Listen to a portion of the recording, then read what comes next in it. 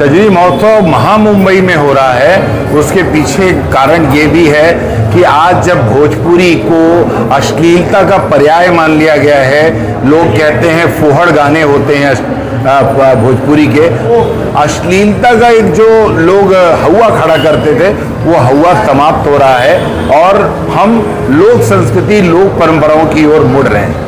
कि हरी हरी चूड़िया लाइदा सजनवा सवनवा बरसे लागल हो, झूला डारी दामवा की डरिया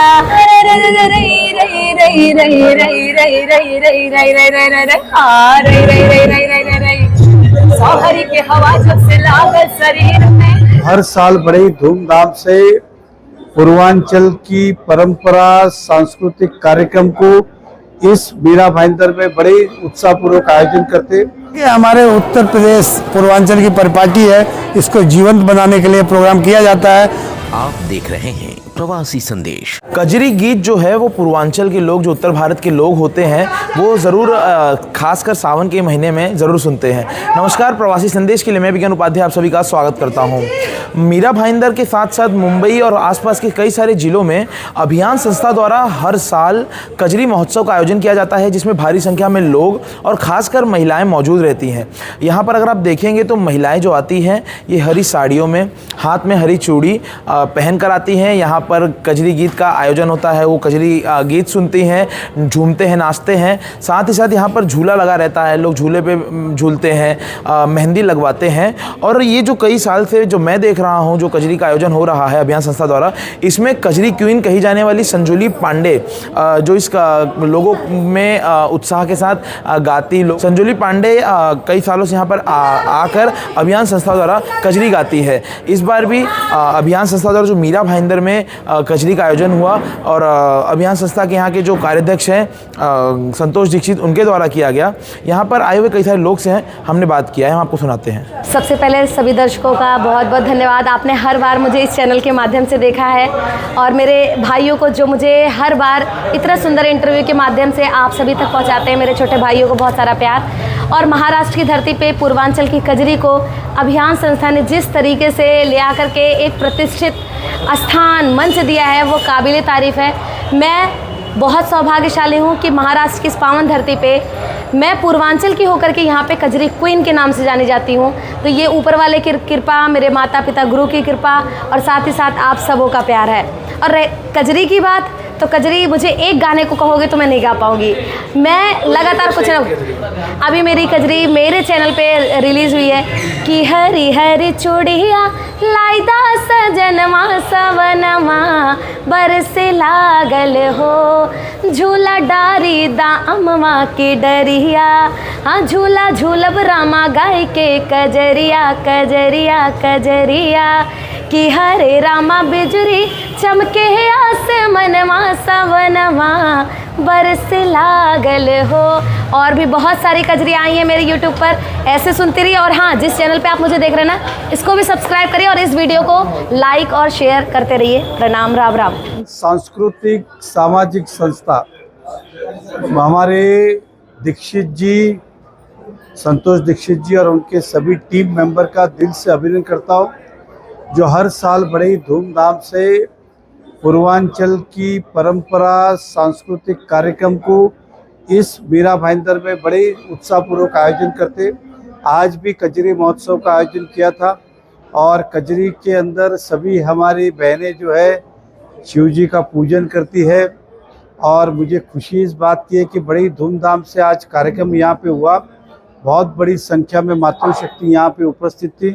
मैं सभी को शुभकामनाएं देता हूँ, बधाई देता हूँ और संतोष दीक्षित जी, उनका टीम का अभिनंदन करता हूँ इस कार्यक्रम को आयोजन करके हमें यहाँ पे निमंत्रित करने के लिए। हमारे पूर्वज भी इस कार्यक्रम को आयोजन करते थे ताकि हमारे संस्कार, हमारे रीति रिवाज, हमारे तौर तरीके आने वाली युवा को, पीढ़ी को पता चले।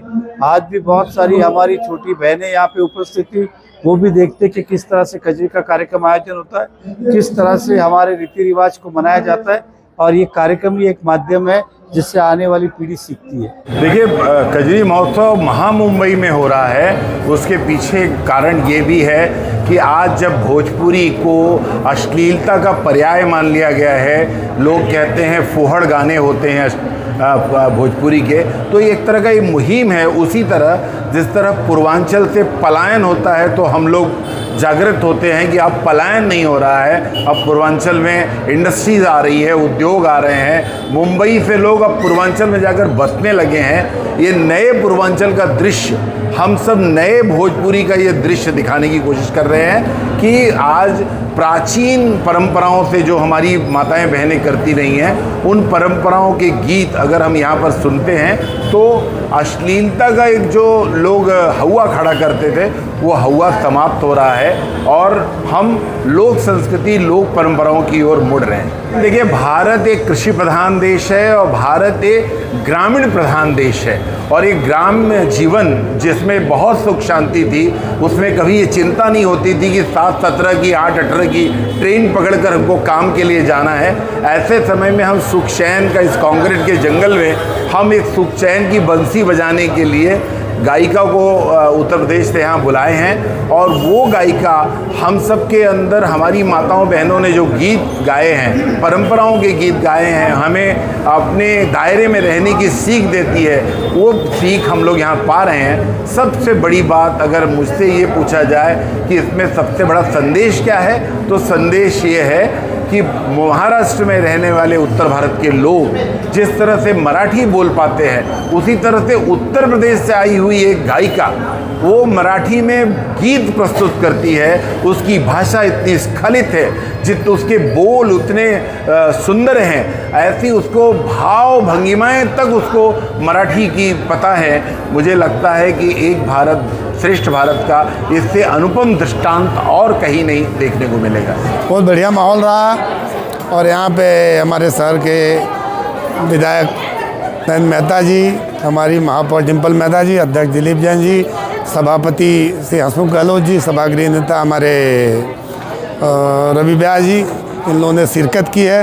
सभी को बहुत बहुत धन्यवाद और आई हुई जनता का भी मैं आभार मानता हूँ कि एक मैसेज पे फ़ोन पे वो आए, प्रोग्राम कई शोभा बढ़ाए, इसके लिए सभी का धन्यवाद। हमारे उत्तर प्रदेश पूर्वांचल की परिपाटी है, इसको जीवंत बनाने के लिए प्रोग्राम किया जाता है और इसमें ऐसा नहीं कि ये हमारे उत्तर प्रदेश का है, हर जगह सावन का प्रोग्राम होता है, हर जगह पे होता है, महाराष्ट्र में भी होता है, राजस्थान में भी होता है, दिल्ली साइड में होता है। तो एक ऐसा नहीं कि यहाँ उत्तर भारतीय लोग ही थे, यहाँ सब गुजराती महिलाएं, महाराष्ट्रियन महिलाएं, अपने राजस्थान की महिलाएं, उत्तर भारतीय सब लोग थे और सब लोग पूरा बढ़िया से आनंद लेते हैं और पिछले कई साल से आनंद ले रहे हैं प्रोग्राम का।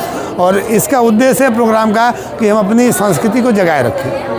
ये अच्छा कार्यक्रम है कजरी महोत्सव और इस कार्यक्रम में मुझे भोजपुरी गाने का भी मौका मिला है, उसके साथ मराठी भी और हिंदी भी मैं तो गाती हूँ। एक भोजपुरी गाना मैं आपके लिए गाती हूँ।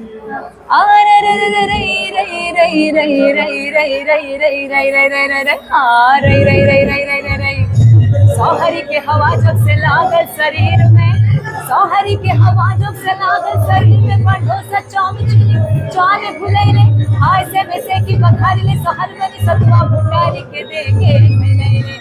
अबुन मेरा मकुनी अम्मा कई के रोटी के, अबुन मेरा मकुनी अम्मा कई के रोटी के, सिर मोहल बैठ पिज्जा पाए के खिलैले।